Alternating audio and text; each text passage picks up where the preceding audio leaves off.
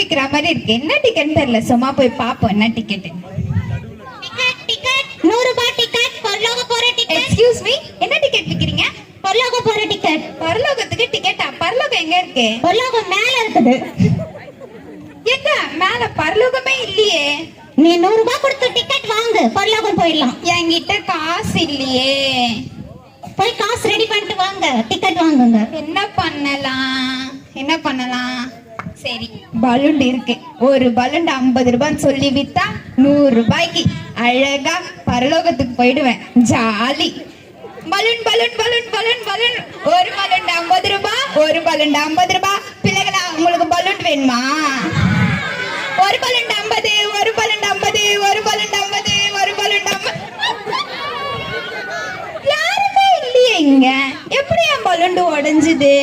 அச்சோ, ஒரு பலூன் 50 ரூபாய் கொடுத்து வாங்கி 100 ரூபாய்க்கு பரலோகத்துக்கு போலான்னா ஒரு பலூண்டும் உடைஞ்சிடுச்சே. இப்ப என்ன பண்ணலாம்?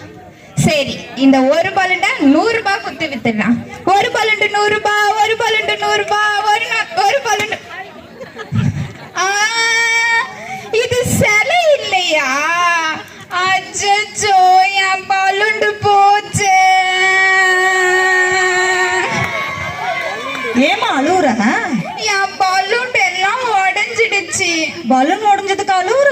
இல்ல, என்னால பரலோகத்துக்கு போக முடியாது. பரலோகத்துக்கும் பலூனுக்கும் என்ன வித்தியாசம்? இங்க வந்து டிக்கெட் விட்டு பரலோகத்துக்கு போகலாம் அப்படின்னு சொன்னாங்க. சரி, அந்த டிக்கெட் வாங்கி நான் பரலோகத்துக்கு போகலாம்னு நினைச்சேன். என்னால போக முடியாது.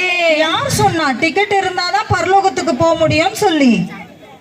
அங்க ஒருத்தவங்க டிக்கெட் வித்துட்டு இருந்தாங்க. அவங்க தான் சொன்னாங்க பரலோகத்துக்கே போயிடலாம் அந்த டிக்கெட். உன்னை யாரோ நல்லா ஏமாத்திருக்காங்க. இயேசு வேதத்துல சொல்லப்பட்டிருக்கு, நானே வழியும் சத்தியமும் ஜீவனமா இருக்கிறேன்னு சொல்லி கர்த்தராகிய இயேசு கிறிஸ்து நம்ம இடத்துல சொல்லி இருக்கிறாரு. அப்படியா சொல்றீங்க? அப்ப பரலோகத்துக்கு போலாமா? ஆமா, இயேசு கிறிஸ்துனுடைய நாமத்தை ஏற்றுக்கொண்டவங்க எல்லாருமே பரலோகத்துக்கு போலாம்.